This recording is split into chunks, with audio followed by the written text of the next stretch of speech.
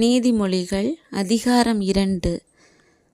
என் மகனே, நீ உன் செவியை ஞானத்திற்கு சாய்த்து உன் இருதயத்தை புத்திக்கு அமையப்பண்ணும் பொருட்டு நீ என் வார்த்தைகளை ஏற்றுக்கொண்டு என் கட்டளைகளை உன்னிடத்தில் பத்திரப்படுத்தி ஞானத்தை வா என்று கூப்பிட்டு புத்தியை சத்தமிட்டு அழைத்து அதை வெள்ளியைப் போல் நாடி புதையல்களை தேடுகிறது போல் தேடுவாயாகில், அப்பொழுது கர்த்தருக்கு பயப்படுதல் இன்னதென்று நீ உணர்ந்து தேவனை அறியும் அறிவை கண்டடைவாய்.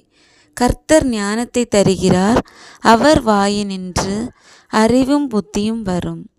அவர் நீதிமான்களுக்கென்று மெய் ஞானத்தை வைத்திருக்கிறார். உத்தமமாய் நடக்கிறவர்களுக்கு அவர் கேடகமாய் இருக்கிறார். அவர் நியாயத்தின் நெறிகளை தற்காத்து தம்முடைய பரிசுத்தவான்களின் பாதையை காப்பாற்றுகிறார்.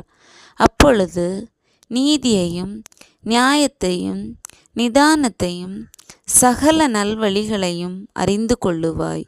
ஞானம் உன் இருதயத்தில் பிரவேசித்து அறிவு உன் ஆத்துமாவுக்கு இன்பமாயிருக்கும்போது நல் யோசனை உன்னை காப்பாற்றும், புத்தி உன்னை பாதுகாக்கும்.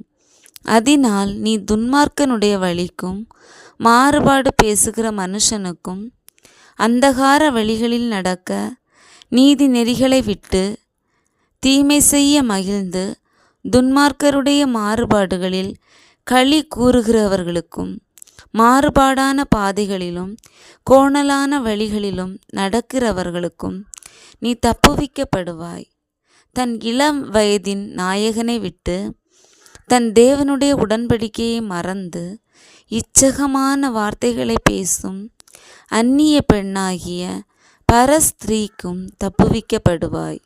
அவளுடைய வீடு மரணத்துக்கும் அவளுடைய பாதைகள் மரித்தோரிடத்திற்கும் சாய்கிறது. அவளிடத்தில் போகிறவர்களில் ஒருவரும்